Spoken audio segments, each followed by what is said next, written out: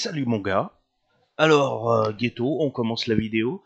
On a ici notre cher Dana White qui a offert 250 000 dollars à un de ses associés, hein, parce qu'apparemment ils travaillent en collaboration, en étroite collaboration ensemble. C'est une marque de champagne, des vêtements, je sais plus quoi exactement. Mais en gros, ils sont affiliés, hein, ils sont ensemble. Tu n'offres pas 250 000 dollars à une personne random au hasard. Alors, Dana White, il y a beaucoup de polémiques sur lui, notamment avec Jack Paul, qui l'a mis sur le banc de la touche, qui lui a mis ses penchants dans la gueule et lui a dit, écoute, pour tes fighters, il faut que tu privilégies une assurance santé et que tu leur donnes plus de cash en retour. Parce que ce que tu leur donnes, c'est des miettes par rapport à ce que vous engendrez. Dana White, c'est un personnage qui doit toucher facilement annuel entre 35 et 40 millions de dollars. Hein, et ça, c'est vraiment c'est vraiment une maigre petite consolation, sachant que derrière, il y a d'énormes collaborations avec des marques, des sponsorings. Donc, si tu veux, chaque année, son cachet ne peut qu'amplifier puisque le MMA dans le monde est de plus en plus populaire. Et c'est aussi ça qui fait que ce monde-là m'intéresse de moins en moins, surtout quand j'ai vu Waymeser versus McGregor. Là, je me suis dit non, mais là, c'est la carotte sur le gâteau. C'est pas possible autrement. Ils ont tout fait pour que ce combat-là soit le plus épique. Au final, c'était le plus bidon qu'on ait jamais vu de la planète Terre. Et ce qui te montre, en fait, dans la tête du personnage où il va en venir, c'est-à-dire réunir deux symboles, deux idoles. McGregor, pour moi, ça n'a jamais été une idole. Hein. Alors oui, peut-être que par le passé, ça a été un excellent fighter, qu'il a tout retourné, mais ça, c'est le passé. Hein. On a vu que dans le présent, maintenant, il n'a pas su s'adapter, il n'a pas su évoluer, il a que su ouvrir sa bouche, ça ne lui a jamais fait. Hein. Les coups, il s'en est ramassé parce que il a pris, il a mangé, voilà, il a trop ouvert sa bouche et sa tête a tellement gonflé que c'est devenu une aubergine. Euh, enfin, je me perds dans mes mots, on va s'éloigner du chemin et je vais m'énerver. Alors, 250 000 dollars, et puis j'avais vu Dana White, des polémiques, il en a des pelles et des casseroles, sans compter Jack Paul.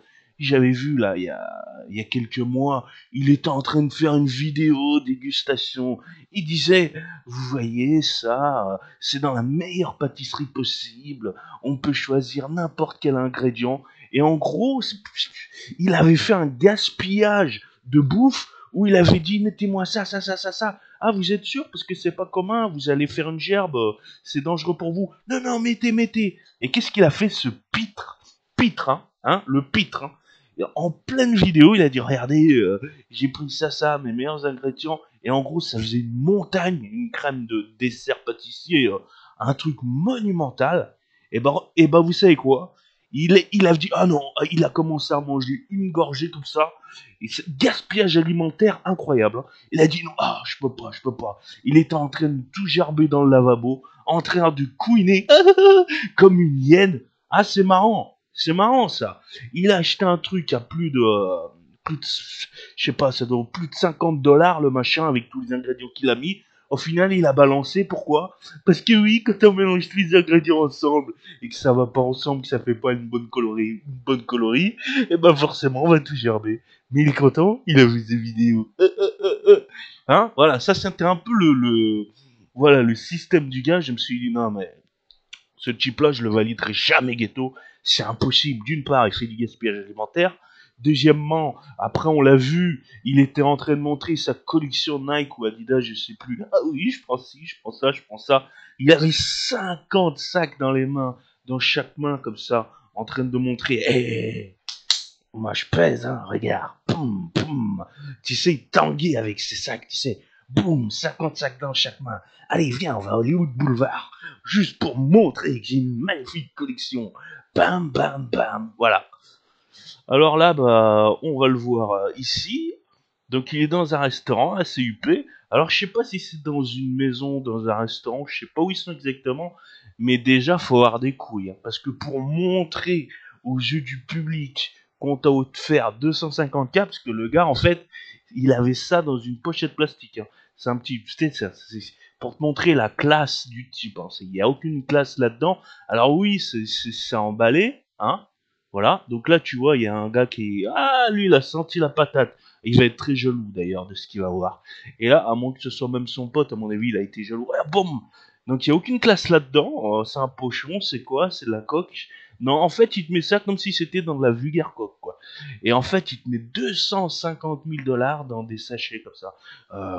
Moi, déjà, j'aurais ouvert ça tranquillement à l'abri des regards, hein, sachant que le gars en face de toi, annuellement, il gagne plus de 300 millions de dollars à l'année, et tu vas ouvrir ça devant des gens, mais t'es malade, quoi. Tu t'as envie de ça se voit que t'as pas connu de ghetto, quoi. C'est pas possible autrement.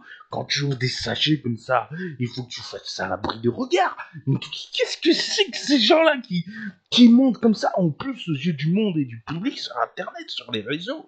Putain, mais toi, tu dois avoir une sécurité rapprochée hors norme. C'est pas possible. Ou alors, t'es complètement inconscient de faire ça. Hein?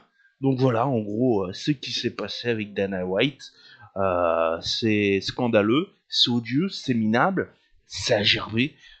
Sache bien que déjà de base, via ton comportement, Dana White, je te parle à toi, et tous les fighters et les combattants que tu as dans ta cage, ceux qui font les beaux chics bon genre et qui se la jouent avec des Rolex au poignet et avec des fourrures sur le machin et tout ça, ça a gerbé. Vous avez ni l'éthique, ni la pudeur, ni le caractère des combattants ghetto que moi j'affectionne particulièrement et à qui, là oui, je pourrais acheter l'auto. J'ai acheté l'autobiographie de Mike Tyson parce que ça, c'est ghetto. J'ai pris les DVD de sa carrière emblématique de A à Z avec Cus D'Amato, les livres, c'est pas de souci. Tyson, je le valide. Même si c'est vrai que il n'est pas exemplaire. Surtout, qui est exemplaire? Surtout, on a tous des défauts quelque part. Mais Tyson, si tu veux, il représente pas le personnage de la société actuelle que nous avons là et qui a gerbé, où tout le monde s'affiche en eau et en aise, où on veut faire toujours de la surenchère et du spectacle.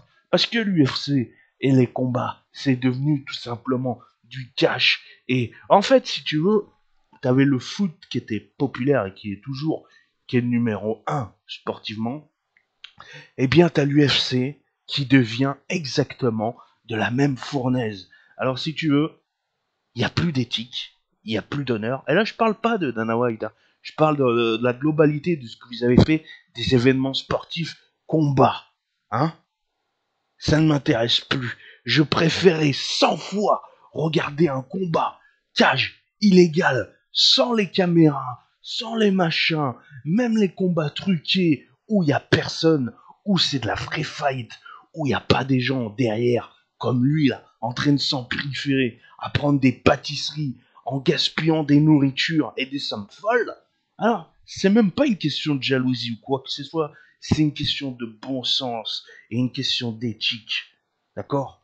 Les gens que je respecte, c'est les gens qui ont une éthique, un honneur, qui respectent les gens. Parce que quand tu fais des vidéos, quand tu te fais filmer, n'oublie jamais que derrière ceux qui t'ont permis d'être riche, ce sont des gens qui ont 100 000 fois moins que toi. Et rien que pour ça, tu ne dois pas t'afficher de la sorte.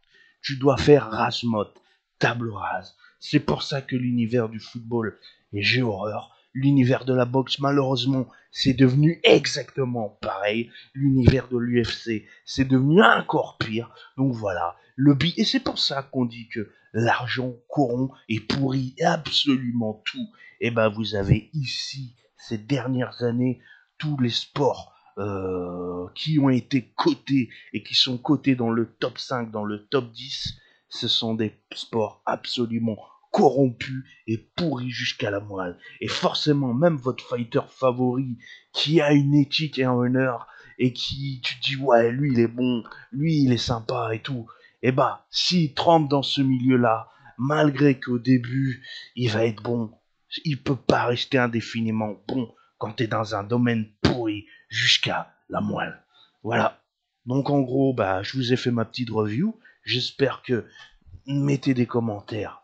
Dites-nous ce que vous en pensez également. Je pense que je dois être un des rares personnages actuels qui n'idolâtre pas tout ce qui est en train de bouger dans les sports, qui n'a pas les yeux dans les nuages, qui n'a pas des flashs comme ça, qui dit oh c'est incroyable, c'est beau. Non, tout ça c'est merdique, tout ça c'est vaniteux, tout ça c'est monstrueux et à gerber.